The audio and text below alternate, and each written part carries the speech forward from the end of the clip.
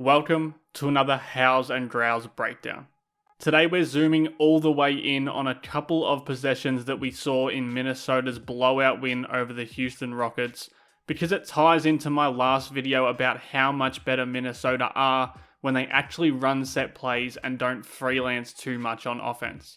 Obviously there could have been a lot of different ways to go with this breakdown since Minnesota had such a convincing win, but since offensive structure is the buzzword around Wolves world right now, I thought it would be fun to break down what I think might be their most productive set play. So let's just dive right in. The play is Horn's exit, and we don't see it all that often, but when we do, it goes like this. So we get the Horns part of it from here. You see Naz Reid on this elbow and Nickeil Alexander-Walker on this one, creating that Horns. And then the exit part comes as Alexander-Walker hooks around here and comes off a corner exit screen. So that's how it gets its name, but we can pull it back here and this is how it unfolds. As Alexander-Walker curls, Reid comes up here and sets this ball screen. Now the important part here is that Alexander-Walker has taken his man away from the middle of the floor. So when Reid catches on the roll, this helper is stuck on the strong side in the middle of Reid rolling and Towns spotted up outside.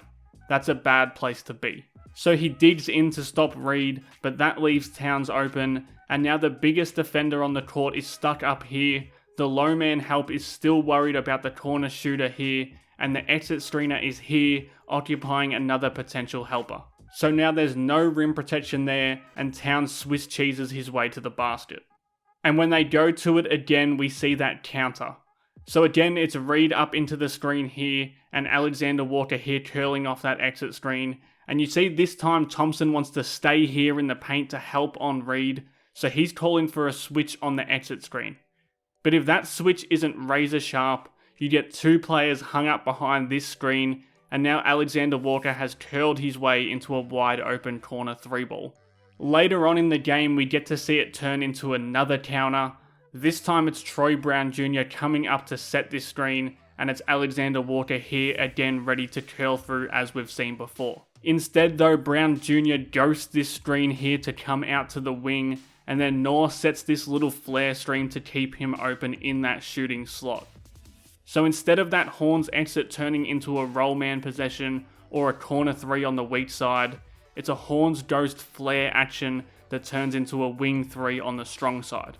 And we've seen other counters in other games this season. A few weeks back we see it work really well in this possession. As usual, it's the ball screen and the curl from the Horns formation. Again, that curl pulls the defender away and leaves all of this space in the middle for Reid to roll into. So when Sabonis steps up to take Reid's roll away, Gobert slips in behind Sabonis and it's an easy lob finish. I think that's about as well as we've seen the Timberwolves run this play all season, but again they don't run it enough to get a really large sample size. Here's another example of it working in a different but still similar way. Normal opening here, ball screen coming up and corner curl going around, but this time they skip Naz Reid as the middleman and just punish the Jazz for digging in here to help on Reid by skipping the ball out to Brown on the wing to punish that helper and knock down that wing three. Again, this is all the same play, but they're just reading the defense and seeing what the defense does and then making the decision from there. And of course, the most simple version of this is that it just turns into a straight up roll man finish.